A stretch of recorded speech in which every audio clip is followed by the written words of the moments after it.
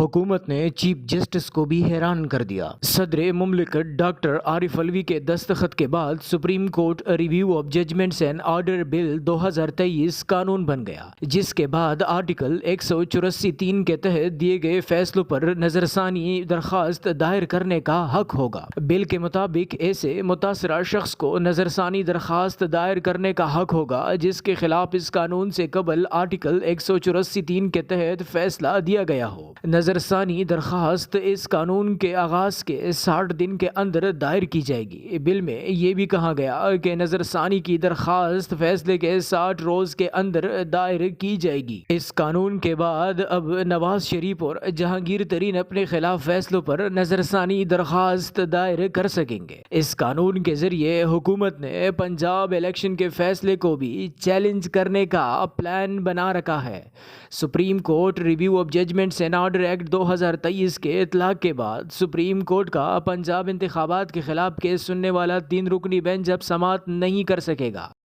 نئے قانون کے مطابق آرٹیکل 184(3) کی مرکزی اپیل کا فیصلہ دینے والے بینچ سے بڑا بینچ نظر ثانی اپیل سنے گا۔ اگر اپیل دائر نہ کی گئی اور قانون چینج نہ ہوا تو اس صورت یہی بینچ کیس سنے گا۔ واضح رہے کہ 28 جولائی 2017 کو سپریم کورٹ نے نواز شریف کے خلاف پاناما لیکس کیس کا فیصلہ سناتے ہوئے اس وقت کے وزیر اعظم نواز شریف کو نااہل قرار دے دیا تھا، جبکہ دسمبر 2017 کو جہانگیر ترین کو آئین کے آرٹیکل 62 کے تحت نااہل قرار دے دیا تھا۔ حکومت کی جانب سے جاری کردہ نوٹیفیکیشن کے مطابق ڈاکٹر عارف علوی نے 26 مئی کو مذکورہ بل پر دستخط کر دیے، جس کے بعد یہ قانون کی حیثیت اختیار کر گیا۔ مذکورہ بل گزشتہ ماہ 14 اپریل کو قومی اسمبلی سے منظور ہونے کے بعد رواں ماہ 5 مئی کو سینٹ سے بھی منظور کر لیا گیا تھا۔ مذکورہ بل ضمنی ایجنڈے کے ذریعے سینیٹر عرفان صدیقی نے ایوان میں پیش کیا تھا، جس پر اپوزیشن کی جانب سے شدید احتجاج کیا گیا تھا۔ بل پیش کرنے کی تحریک کے حق میں 32 اور مخالفت میں 21 ووٹ آئے، جس کے بعد بل اکثریت رائے سے منظور کر لیا گیا۔ سپریم کورٹ فیصلوں اور احکامات پر نظر ثانی ترمیم بل قومی اسمبلی سے منظور ہونے کے بعد سینٹ پہنچا تھا، جس کے مطابق سپریم کورٹ میں نظر ثانی کی درخواست فیصلہ سنانے والے بینچ سے بڑا بینچ سنے گا۔ بل میں کہا گیا کہ نظر ثانی دائر کرنے والے درخواست گزار کو اپنی مرضی کا وکیل مقرر کرنے کا حق حاصل ہوگا۔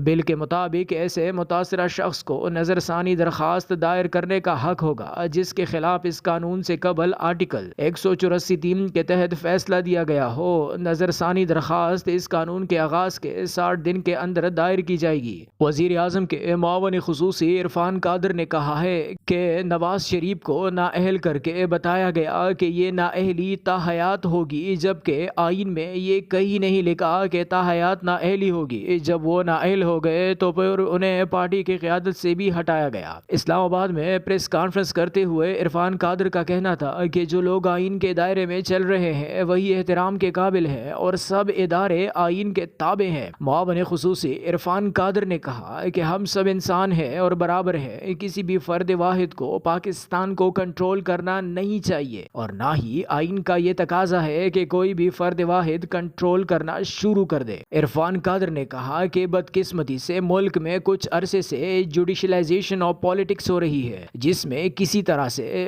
بینچز تشکیل دیے جاتے ہیں اور ججز ملک کی سیاست کو کنٹرول کرنے کی کوشش کر رہے ہیں۔ انہوں نے مزید کہا کہ یوسف رضا گیلانی پر توہین عدالت لگا کر پوری حکومت کا تختہ الٹ دیا گیا اور آرٹیکل 58(2) بھی ختم ہو چکا تھا، لیکن اس وقت کے وزیر اعظم کو یہ کہہ کر نکالا گیا کہ انہوں نے عدالت کی توہین کی ہے۔ ان کا کہنا تھا کہ وزیر اعظم کا یہ منصب نہیں کہ وہ سپریم کورٹ کے کہنے پر سپریم کورٹ کے پیغامات باہر کی دنیا کو بتائے، اور جو منصب وزیر اعظم کا نہیں اس پر سپریم کورٹ کی طرف سے احکامات دینا خلاف آئین ہے، اور اگر یہ وزیر اعظم کا منصب تھا تو آئین میں لکھا ہوا ہے کہ وزیر اعظم کسی عدالت کو جواب دہ نہیں ہے۔ معاون خصوصی نے کہا کہ پاناما کیس کا عنوان عمران خان نیازی بنام میاں محمد نواز شریف تھا، اور جب اس پر فیصلہ ہوا تو نواز شریف کے خلاف مقدمات بننا شروع ہو گئے، وہ پابند سلاسل بن گئے اور پھر عمران خان وزیر اعظم بن گئے۔ انہوں نے مزید کہا کہ اس وقت بھی 5 ججز نظر آئے جن میں سے ایک جج آج بھی سپریم کورٹ کا حصہ ہیں۔ مزید کہا کہ پاکستان میں 2 حکومتیں عدالتوں نے گرائی جن میں ایک نواز شریف کی حکومت اور دوسری یوسف رضا گیلانی کی حکومت شامل تھی۔ معاون خصوصی نے کہا کہ نواز شریف کو نااہل کر کے بتایا گیا